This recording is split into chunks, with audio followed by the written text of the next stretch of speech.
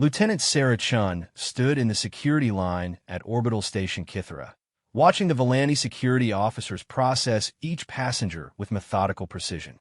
Their four arms moved in perfect coordination as they scanned belongings and confiscated anything remotely dangerous. The alien station served as the primary trade hub for this sector, and its security protocols were legendary for their thoroughness. Sarah had been traveling for 3 weeks, carrying diplomatic documents from Earth to the Confederation Council. As humanity's newest member species, Earth was still proving itself worthy of trust among the galactic community. Every human representative carried the weight of their entire species' reputation on their shoulders. The line moved forward slowly. Sarah watched as a Krillian merchant had his ceremonial blade confiscated, the security officer placing it in a containment field with practiced indifference. The merchant's crystalline features darkened with embarrassment, but he said nothing. Nobody argued with Volani security. Next, called the lead security officer, his translator rendering his chittering voice in a flat, emotionless standard galactic. Sarah stepped forward, placing her diplomatic bag on the scanner platform. The officer's compound eyes examined her with the same dispassionate efficiency he'd shown every other passenger. His secondary arms worked the controls while his primary arms gestured for her to step into the body scanner. The scanner hummed to life, bathing Sarah in pale blue light. She stood still, arms raised, as the device analyzed every molecule of her being. This was routine by now. She'd been through similar security checks on a dozen different worlds during her journey. "Weapon detected," announced the scanner in its mechanical voice. Sarah's heart sank. She knew exactly what it had found. Her survival knife, a simple 6-inch fixed blade that she'd carried for years. It was regulation equipment for all Earth diplomatic personnel, part of their emergency kit. But she also knew that Volani Station had a zero-tolerance policy for weapons. The security officer's mandibles clicked together in what Sarah had learned to recognize as curiosity.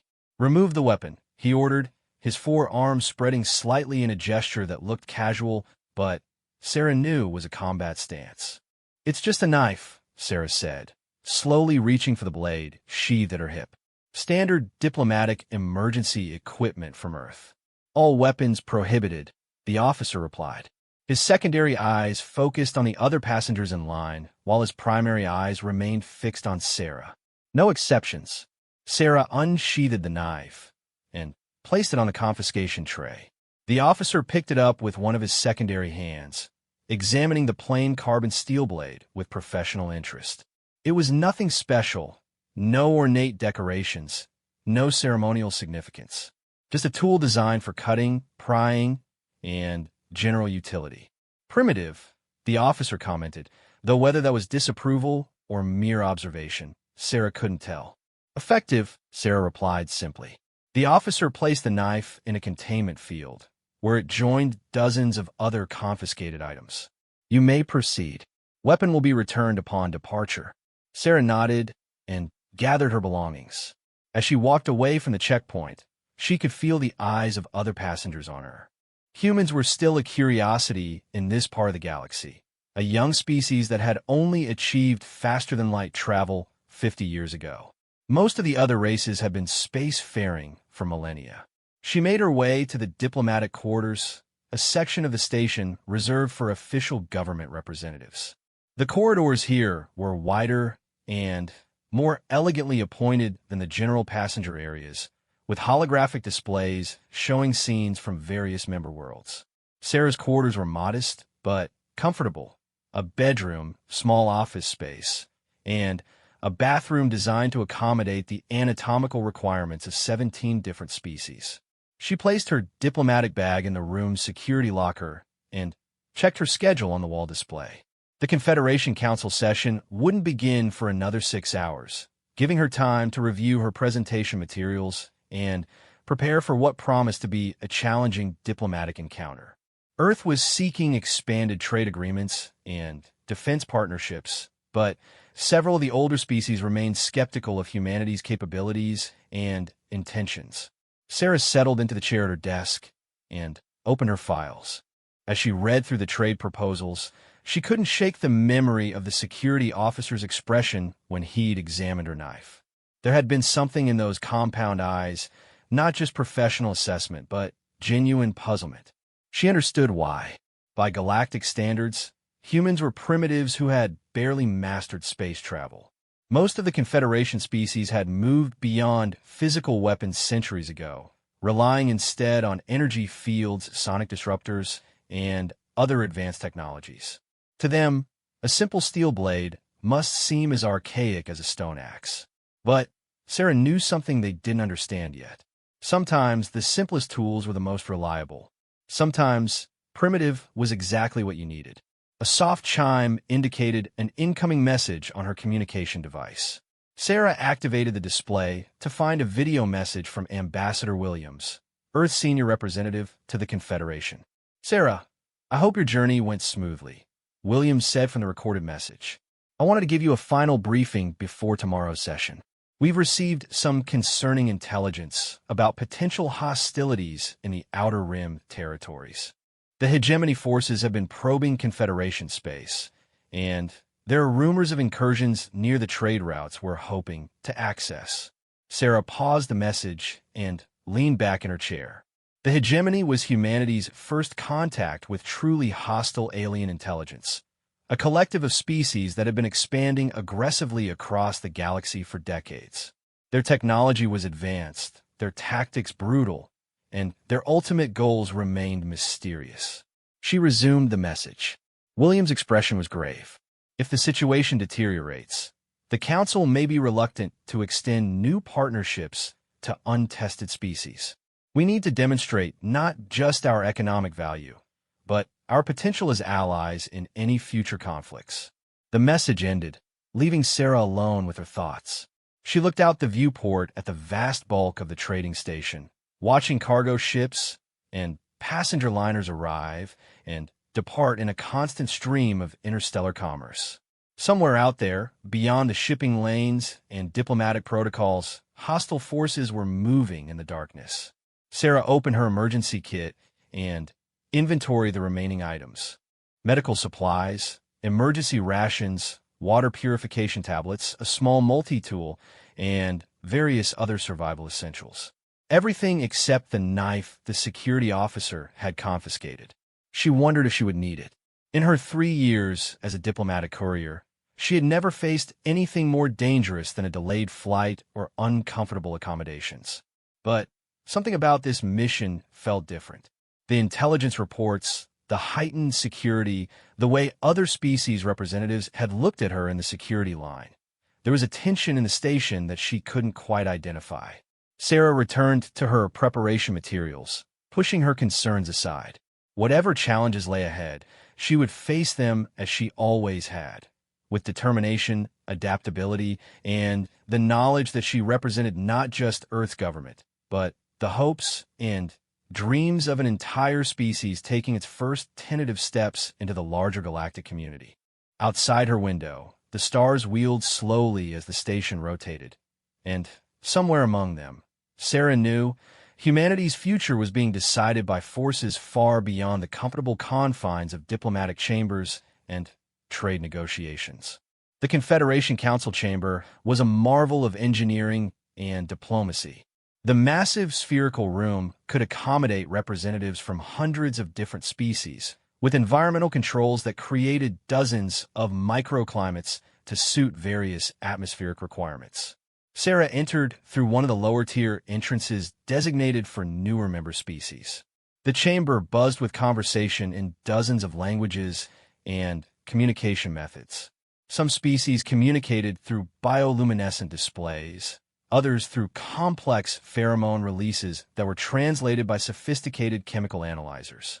The Volanti delegation clicked and chittered in their section, while the ethereal Lissari communicated through harmonic vibrations that resonated through the chamber's crystalline walls. Sarah took her assigned seat in the human section, a modest area that reflected Earth's junior status in the Confederation. Ambassador Williams was already there, reviewing his notes on a holographic display. He looked up as Sarah approached. "How was the security screening?" he asked, though his expression suggested he already knew the answer. "Standard procedure," Sarah replied, settling into her seat. "They confiscated my knife." Williams nodded grimly. "Mine too, along with my ceremonial letter opener, emergency flare gun, and even my nail clippers. The Volanti are thorough. I'll give them that." The chamber's lighting dimmed, and a harmonic tone signaled the beginning of the session. High Chancellor Vrex of the Altari Collective materialized at the center of the sphere, his image projected from the Altari homeworld light years away. The Altari were one of the founding species of the Confederation, ancient beings whose technology bordered on the incomprehensible. "Honored representatives," Chancellor Vrex began, his telepathic communication translated into audio for species that couldn't receive direct mental transmissions. "We gather in troubling times. Reports from our outer territories confirm what we have long feared. The hegemony expansion has accelerated." A holographic display materialized around the Chancellor, showing the current galactic map with confirmed hegemony territories marked in ominous red. The scale was staggering. Entire star systems consumed by the advancing collective. Sarah studied the display with growing concern. The red zones were closer to Confederation space than she had realized, and they seemed to be following patterns that would eventually threaten the major trade routes. 3 standard days ago, Chancellor Vrex continued, the hegemony attacked the independent mining colony at Kepler Station. 200,000 beings of various species were either killed or assimilated. The attack was swift, overwhelming, and strategically precise. Murmurs of distress rippled through the chamber. The Kepler Station attack had been rumored, but this was the first official confirmation. Sarah felt a chill run down her spine as she realized the implications. If the hegemony was attacking independent colonies, they were testing Confederation response times and military capabilities. "The evidence suggests," the Chancellor continued, "that this was not an opportunistic raid, but rather a reconnaissance in force. The hegemony is preparing for a larger campaign." Ambassador Williams leaned over to Sarah. "This changes everything," he whispered. "They're not going to be interested in new trade agreements if they think they're about to go to war." The Chancellor's image gestured, and the holographic display shifted to show fleet movements and defensive positions. In light of these developments, the Defense Council has recommended immediate mobilization of all available Confederation forces. We must also consider the strategic value of our newest member species. Sarah's heart skipped a beat. This was it, the moment when humanity would either be accepted as a full partner in the Confederation's defense, or dismissed as too primitive to be useful in the coming conflict. The representative from Earth will present humanity's potential contributions to our collective defense, Chancellor Vrex announced. Ambassador Williams stood and walked to the presentation platform at the center of the chamber. His holographic image was projected to every seat, allowing even the species with radically different sensory capabilities to observe his presentation. "Honored colleagues," Williams began, "humanity may be young among the stars, but we bring unique advantages to the Confederation. Our species has survived and thrived in one of the most hostile environments in the known galaxy, the death world called Earth." The chamber fell silent. Sarah knew that most spacefaring species had evolved on relatively benign worlds with stable climates and predictable ecosystems. Earth's extreme weather patterns, aggressive fauna, and geological instability made it an anomaly among inhabited worlds. Williams activated his presentation display, showing images of Earth's diverse environments. "Our homeworld has forced us to develop unparalleled adaptability, resourcefulness, and resilience. We have faced extinction-level events multiple times in our planetary history and emerged stronger each time." A member of the Krillian delegation spoke, their crystal-like voice resonating through the chamber's translation systems. "Impressive evolutionary history, but how does this translate to military capability? The hegemony possesses technology far beyond your current level." Williams smiled. An expression that Sarah noticed made several of the alien delegates shift uncomfortably in their seats. Most species found the human display of teeth to be unsettling.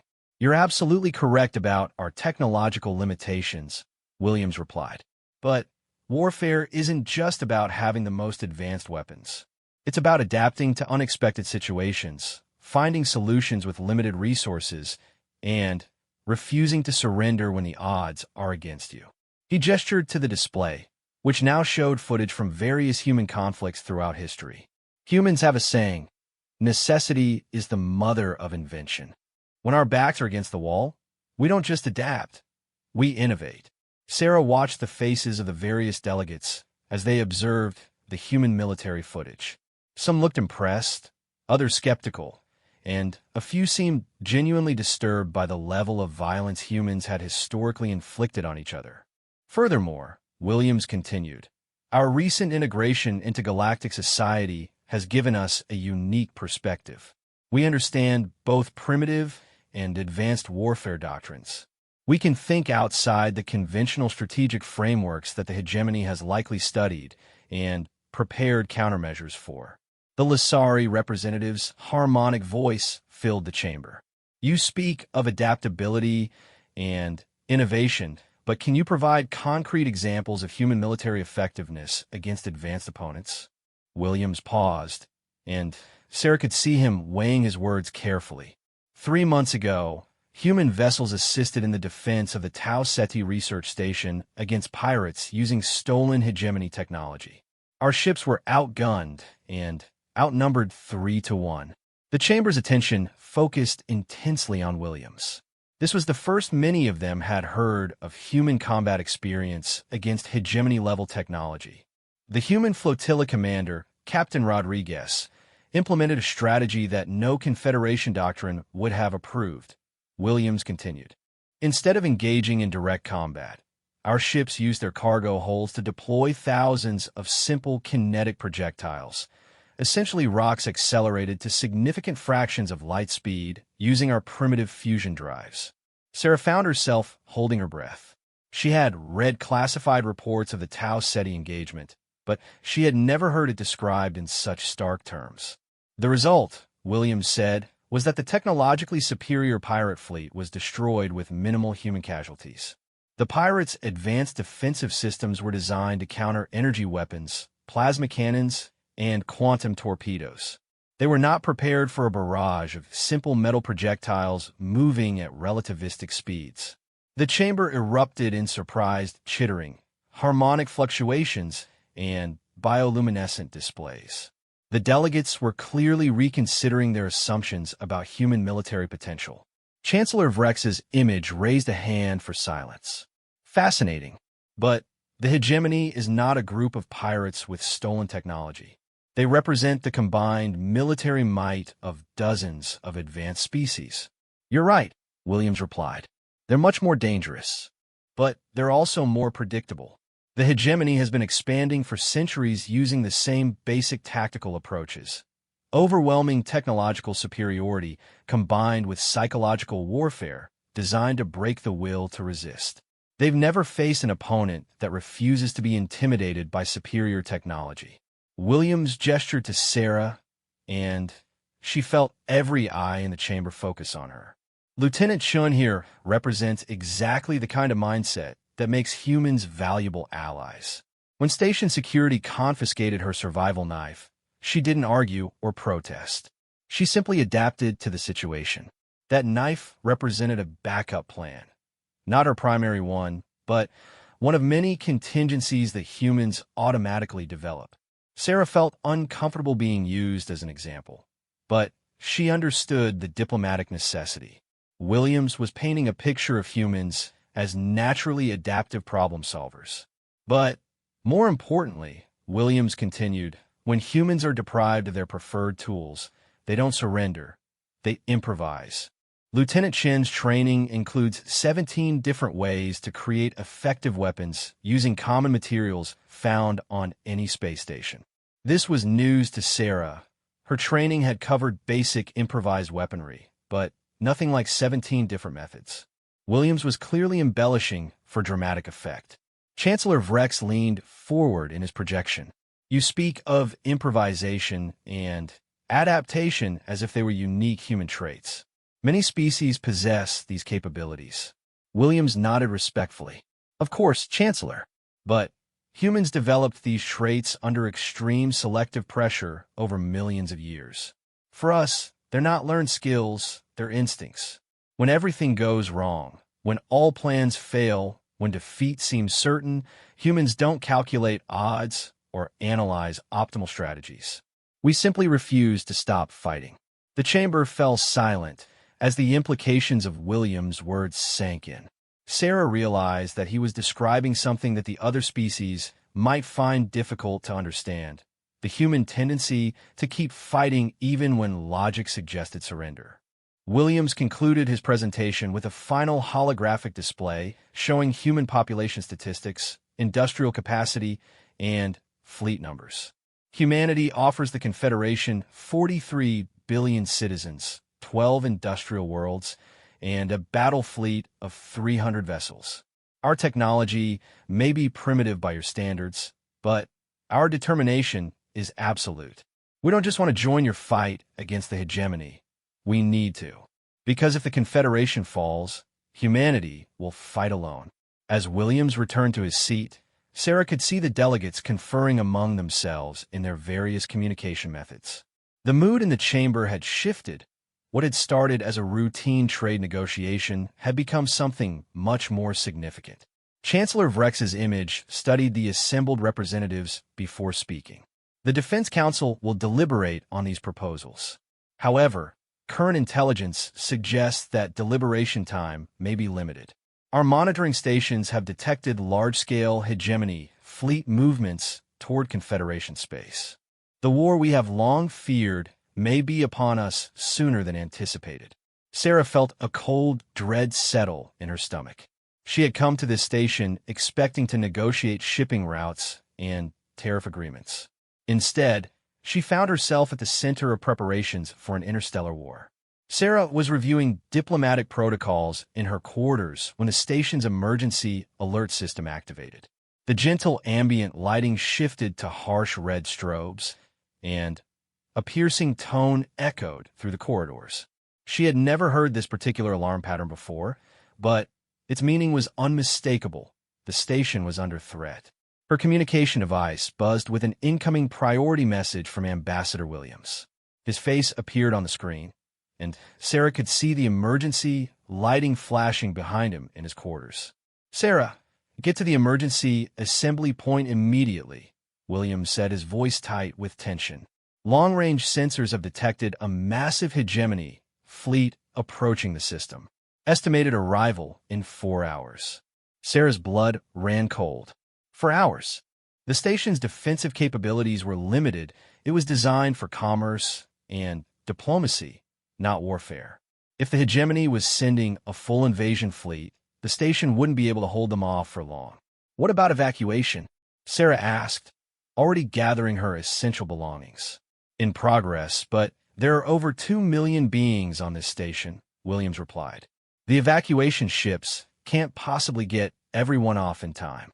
The Confederation Defense Fleet is mobilizing, but their nearest forces are at least 6 hours away." Sarah sealed her diplomatic documents in their security case and headed for the door. As she stepped into the corridor, she was struck by the organized chaos around her.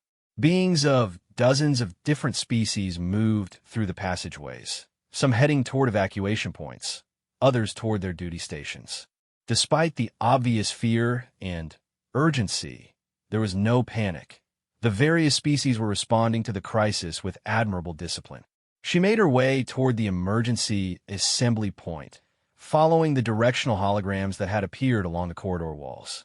As she walked, she passed viewport windows that offered glimpses of the evacuation in progress. Cargo ships, passenger liners, and private vessels were departing as quickly as the traffic control systems could manage. But Sarah could see dozens more ships still docked or waiting in queue. The emergency assembly point was located in one of the station's central hubs, a massive spherical chamber that normally served as a transit nexus.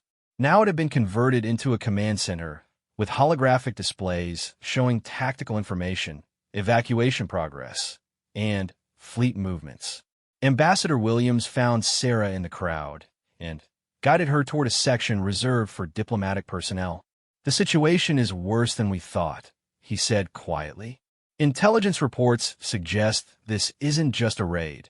It's a full-scale invasion. The hegemony is targeting every major Confederation facility in this sector simultaneously."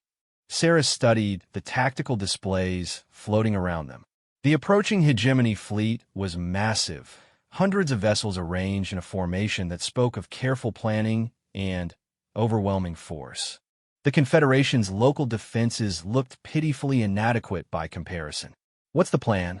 Sarah asked. Williams gestured toward a group of senior officers for various species who were conferring around a holographic battle map.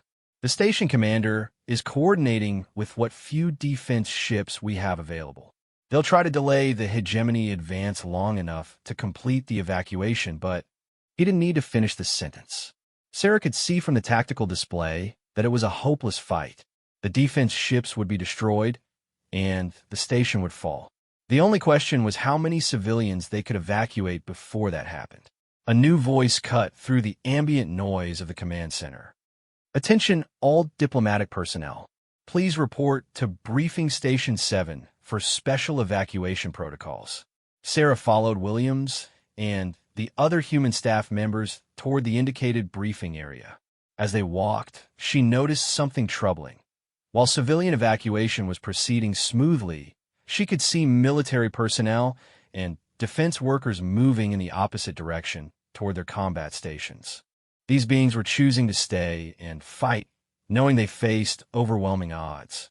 Briefing Station 7 turned out to be a smaller chamber adjacent to the main hub.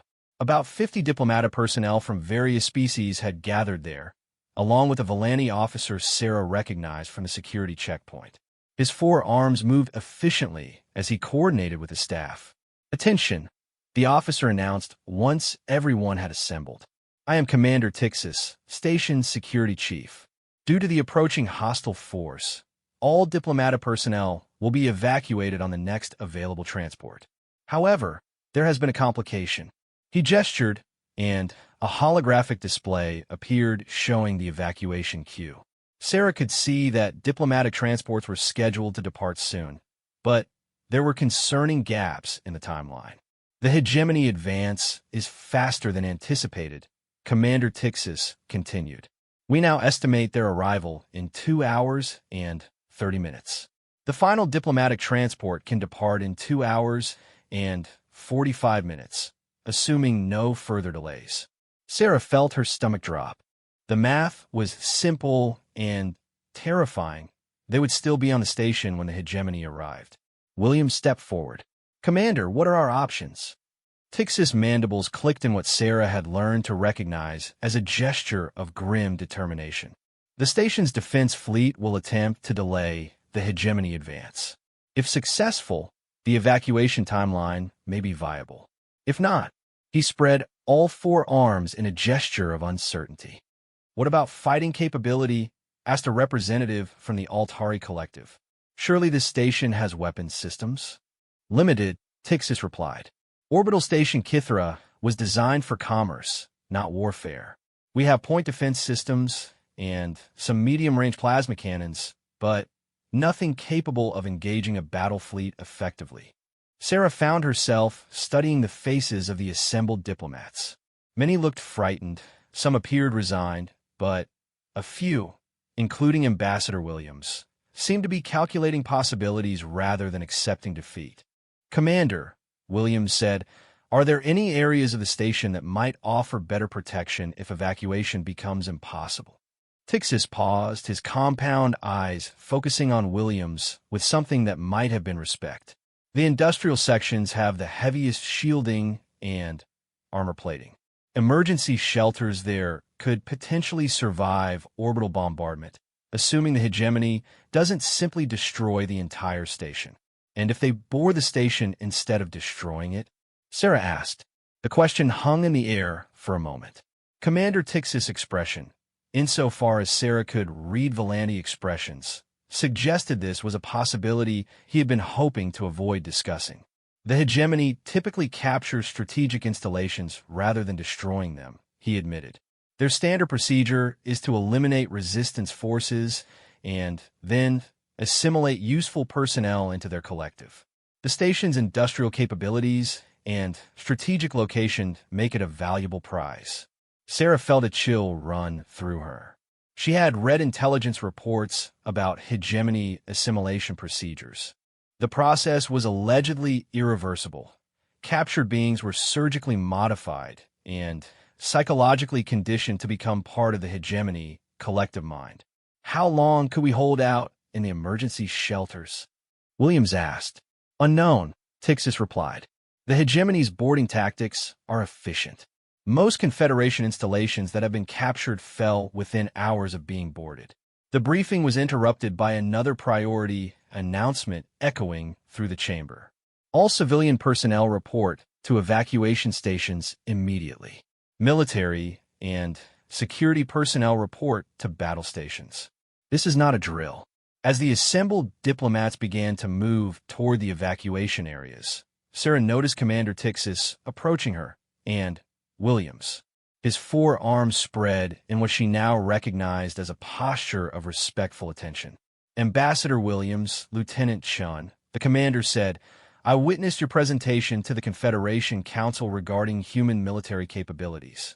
If the evacuation fails, and we are forced to mount a defense of this station, would humanity's representatives be willing to assist in that defense? Williams exchanged a look with Sarah before responding.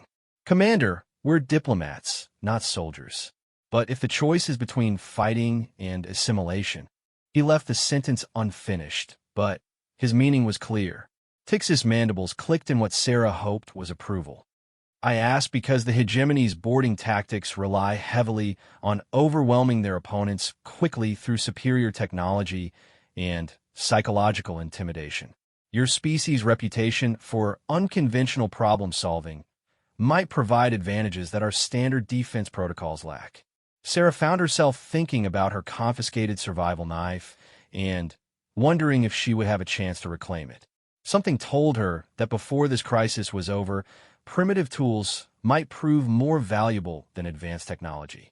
The chamber's lighting shifted to amber, indicating a change in the station's alert status.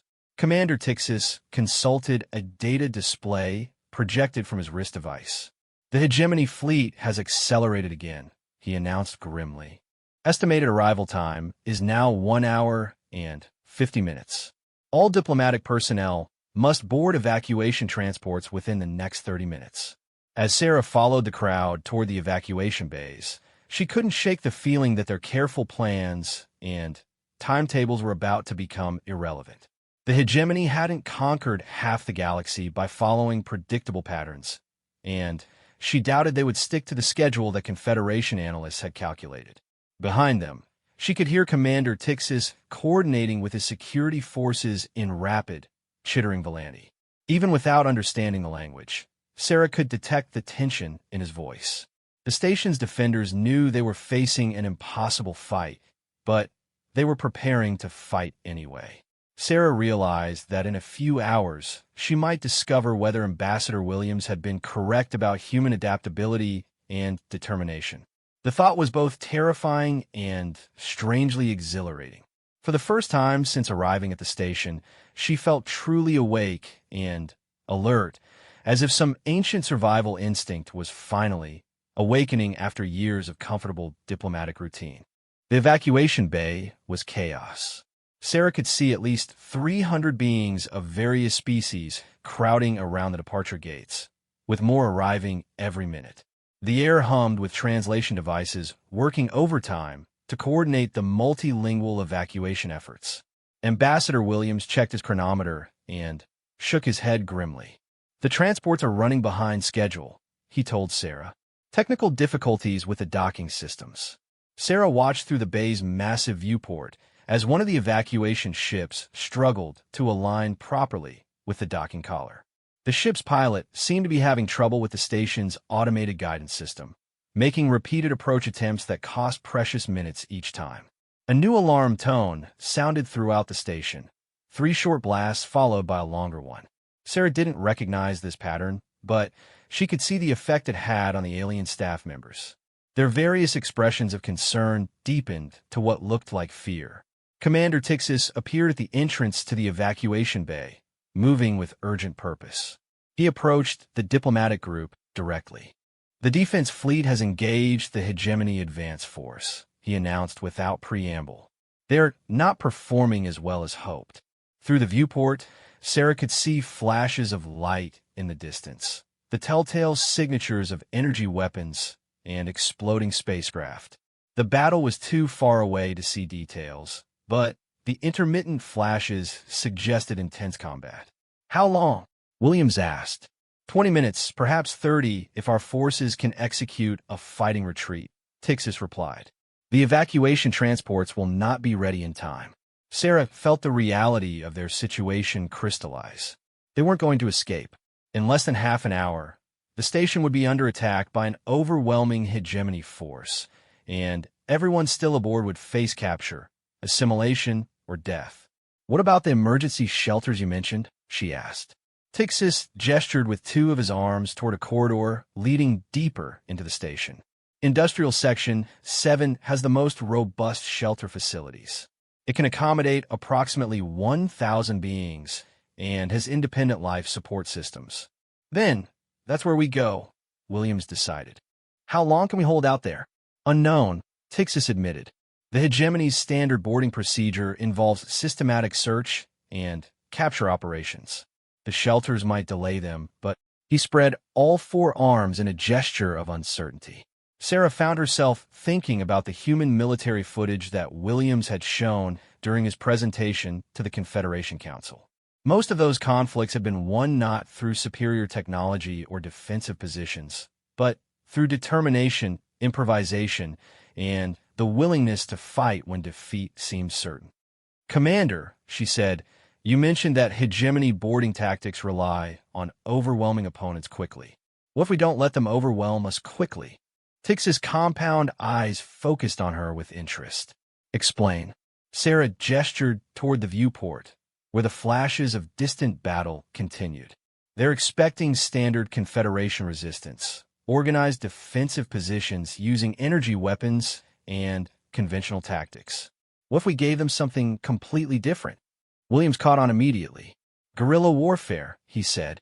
"Hit and run tactics using improvised weapons and intimate knowledge of the station's layout." "Precisely," Sarah continued. "Commander, how well do the hegemony forces typically know the internal structure of facilities they're boarding?" Tix's mandibles clicked thoughtfully. "They rely primarily on scanning technology and captured schematics. Their boarding parties are efficient, but not particularly adaptable to unexpected structural modifications." An idea was forming in Sarah's mind. Dangerous, probably futile, but better than cowering in a shelter waiting to be captured. What if we modified the station's internal structure? Created choke points, blind alleys, and ambush positions. The station's maintenance systems include industrial fabricators and construction drones, Tixis said slowly, his four arms beginning to move in what Sarah recognized as excitement. "We could theoretically reconfigure entire sections of the internal corridors."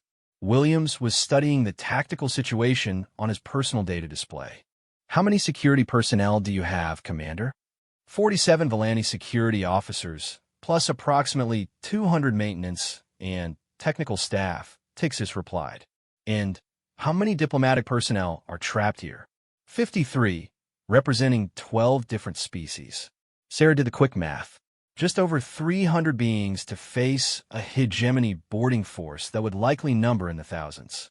But something Williams had said during his council presentation stuck with her. Humans didn't calculate odds when their backs were against the wall. They simply refused to stop fighting. "Commander, I need to ask you something about station security procedures," Sarah said. "Where exactly did you store the confiscated weapons from the security checkpoint?" Tixis paused, his compound eyes shifting to focus on her with what might have been amusement. "Security locker 97 in the main checkpoint facility. But, Lieutenant, a few primitive blades will not significantly affect our defensive capabilities." Sarah smiled, the same expression that had made several council delegates uncomfortable during Williams' presentation. Maybe not. But it's not about the weapons themselves. It's about the mindset. She turned to address the assembled diplomatic personnel who had been listening to the conversation with growing interest and hope. Everyone who's willing to fight instead of hiding in a shelter, follow Commander Tixis, and meet to the security checkpoint, Sarah announced. We're going to show the hegemony what happens when you try to intimidate species that refuse to be intimidated. To Sarah's surprise, nearly all of the diplomatic personnel stepped forward. Even the typically reserved Lissari representative indicated willingness to participate. Only a handful chose to head for the emergency shelters, and Sarah couldn't blame them. What she was proposing was essentially suicide. As they moved through the station's corridors toward the security checkpoint, Sarah could feel the vibrations of distant explosions through the station's hull. The battle was getting closer, and she could see through occasional viewports that debris from destroyed ships was beginning to drift past the station. The security checkpoint looked different now. The orderly lines and processing stations had been abandoned, leaving behind only the scanning equipment and storage facilities. Commander Tixis led them to a large storage area behind the main checkpoint, where hundreds of confiscated items were stored in containment fields. Sarah found her knife exactly where Tixis had placed it hours earlier. The simple carbon steel blade looked almost absurdly primitive, surrounded by advanced alien technology, but as she picked it up, she felt a sense of completeness that she hadn't realized she'd been missing. Around her, the other diplomatic personnel were reclaiming their own confiscated items, ceremonial weapons, utility tools, and various personal items that the security systems had deemed potentially dangerous. It wasn't much of an armory, but Sarah could see the psychological effect it was having on the group. They were no longer helpless civilians waiting to be rescued or captured. They were beings with weapons and the will to use them. Williams found his ceremonial letter opener and slipped it into his jacket with a grim smile. Not exactly military-grade equipment, he observed. It doesn't need to be, Sarah replied, testing the balance of her knife. The hegemony is expecting to face Confederation technology and tactics. They've probably analyzed every energy weapon design, every defensive protocol, every standard combat formation in the Confederation database. She gestured around the storage area, where beings of multiple species were arming themselves with what the security systems had considered primitive weapons. But they've never faced this. Commander Tixis was coordinating with his security staff through his communication device, his four arms moving rapidly as he issued orders in rapid Volani. He finished his conversation and turned to the assembled group. The hegemony main force will reach the station in 12 minutes, he announced. My security teams are implementing your suggested modifications to the station's internal structure. We have also accessed the maintenance fabricators to create additional weapons and defensive positions. What kind of weapons? Williams asked. Simple projectile launchers using compressed air and metal slugs, Tixis replied. Primitive by galactic standards, but potentially effective against opponents who are not expecting them. Sarah felt a surge of satisfaction. The Confederation species were beginning to understand what humans had learned through millions of years of survival on a hostile world. Sometimes the most effective weapon was the one your enemy didn't expect. Through the station's communication system, they could hear updates on the battle outside. The Confederation defense fleet was fighting bravely, but losing ground steadily. Sarah could hear the tension in the fleet commander's voice as he reported ship losses and tactical withdrawals. Final defensive line has been breached, came the report. Hegemony forces are approaching the station. All ships execute emergency retreat to Rally Point 7. Station defenses, you are on your own. Sarah felt the finality of that announcement settle over the group. They were truly alone now, facing an enemy that had conquered dozens of worlds and assimilated millions of beings. But instead of fear, she felt a strange sense of anticipation. She looked around at her unlikely collection of allies, diplomats, and administrators armed with letter openers and ceremonial blades, led by a security chief who was about to discover whether human theories about unconventional warfare actually worked in practice. Commander, Sarah said, we need to talk about choke points and ambush positions. And I think it's time you learned what humans mean when we say we fight dirty. The first hegemony boarding pods struck the station like metallic meteors, cutting through the outer hull with directed energy beams that turned hardened metal into glowing vapor. Sarah felt the impacts through the station's superstructure as she crouched in a maintenance tunnel that overlooked the main corridor of Section 12. Commander Tixis had done remarkable work in the past 30 minutes. The station's construction drones had reconfigured the internal layout, creating maze-like passages, dead ends, and carefully constructed killing fields. What had once been straightforward corridors now resembled the kind of complex, three-dimensional battlefield that humans instinctively understood, but that most species found confusing and disorienting. Sarah's communication earpiece crackled with reports from the various defensive positions throughout the station. The diplomatic personnel had been scattered into small teams, each armed with improvised weapons and positioned to take advantage of the modified terrain. Hegemony boarding parties have breached sections 4, 7, and 11, came Tix's voice through the comm system. Estimated 40 to 50 beings per boarding party, all equipped with advanced energy weapons and assault armor. Sarah gripped her knife and checked the improvised projectile launcher that the fabricators had produced for her. It looked like something a human child might build for a science project, a simple compressed air system that fired metal slugs, but she had tested it earlier and found it surprisingly effective. Through a small viewport in her hiding position, Sarah could see the hegemony forces advancing down the main corridor. They moved in perfect formation, their black armor gleaming under the station's lighting. Each soldier carried energy weapons that looked capable of cutting through the station's bulkheads, and their movements showed the kind of disciplined coordination that spoke of extensive combat experience. What struck Sarah most about the hegemony forces was their confidence. They advanced at a steady pace, scanning methodically for threats, but clearly not expecting significant resistance. These beings had conquered dozens of worlds and assimilated countless species. To them, this was probably just another routine operation. Sarah's earpiece crackled again. Team 7, you have 12 hegemony soldiers approaching your position. Remember, wait for them to enter the kill zone completely before initiating contact. Sarah watched as the lead elements of the hegemony force approached the carefully prepared ambush site. The corridor ahead of them looked normal, but Sarah knew that concealed panels on the walls and ceiling were ready to open, revealing defensive positions that the enemy's scanners couldn't detect. The hegemony soldiers reached the predetermined point, and Sarah heard the soft whistle that was the signal to attack. Suddenly, panels throughout the corridor opened simultaneously, revealing diplomatic personnel armed with projectile launchers, improvised explosives, and simple blade weapons. The effect was immediate and devastating. The hegemony forces, expecting energy weapon attacks that their armor was designed to deflect, were caught completely off guard by projectiles moving at high velocity. Several soldiers went down in the first volley, their advanced armor proving ineffective against simple metal slugs.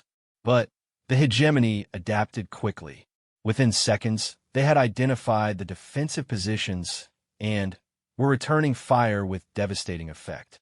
Energy beams carved through the station's walls, filling the corridor with smoke and debris. Sarah could hear the combat through her earpiece. Shouts in multiple languages, the distinctive whine of energy weapons, and the deeper thump of explosions. The sound of battle was terrifying, but also strangely exhilarating. For the first time since the crisis began, they were fighting back. Team 7 is falling back to secondary positions, came the report. Heavy casualties, but we took out at least 6 of them. Sarah felt a surge of fierce satisfaction. 6 down. Against overwhelming odds, they had actually hurt the enemy. It wasn't much, but it was more than the hegemony was expecting from what they probably considered a handful of frightened civilians.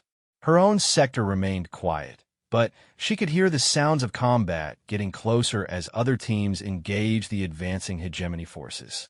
The alien soldiers were learning to expect ambushes, but Sarah could tell from their movement patterns that they were having to slow down and proceed more cautiously. All teams, this is Commander Tixis, came the voice through her earpiece.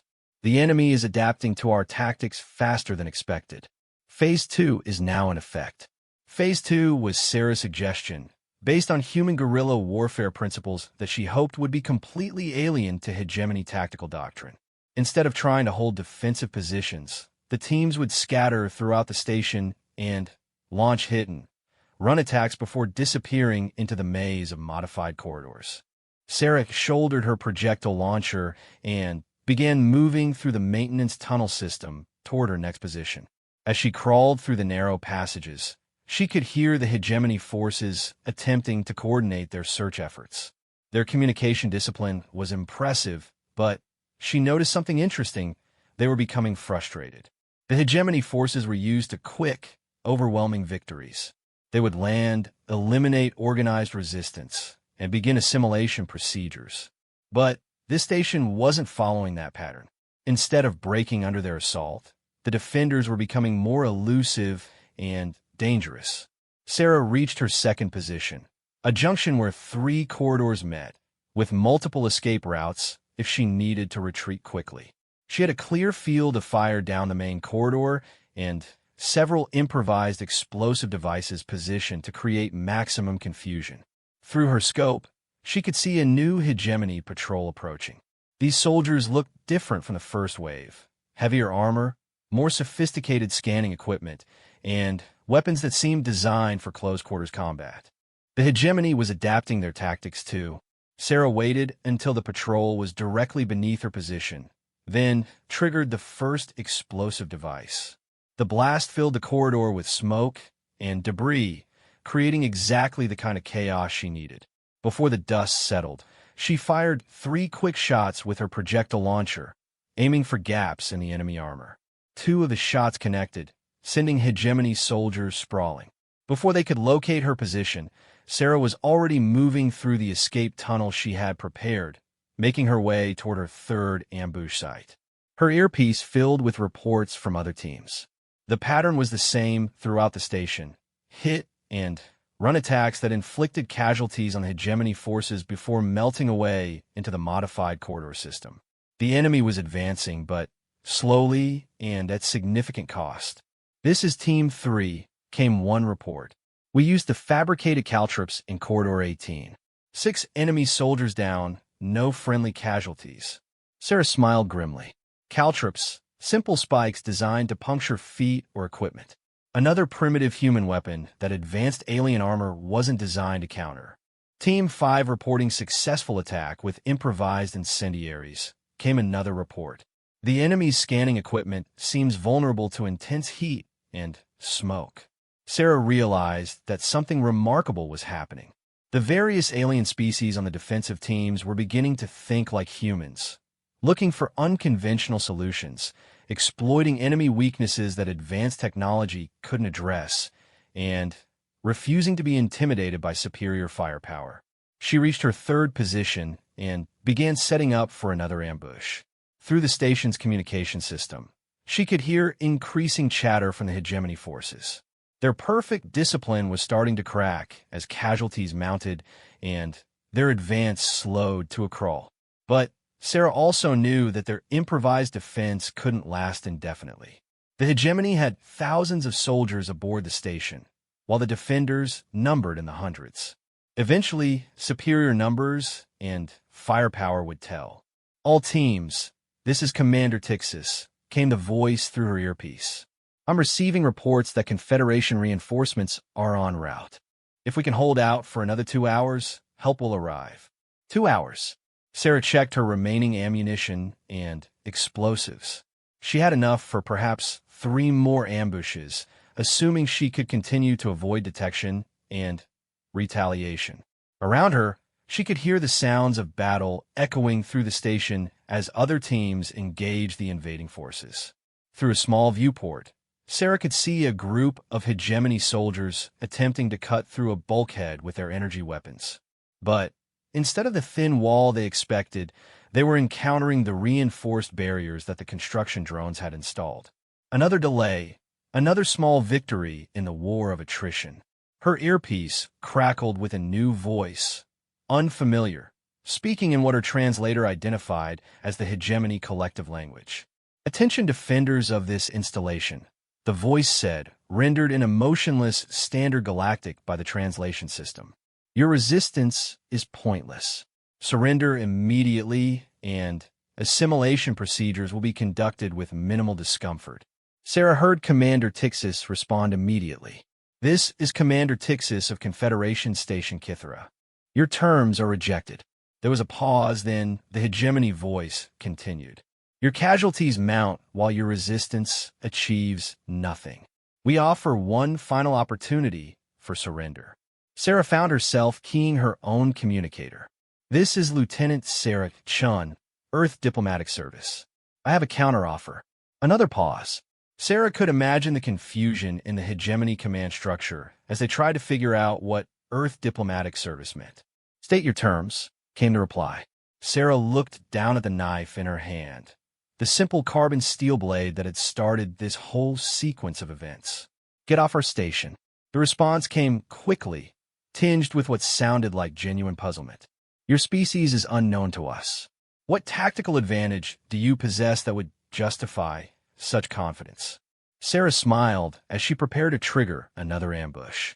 Around her, she could hear the sounds of her fellow defenders, beings from multiple species who had learned in a few hours what humanity had learned over millions of years of evolution on a hostile world. "We're from a death world," Sarah replied simply.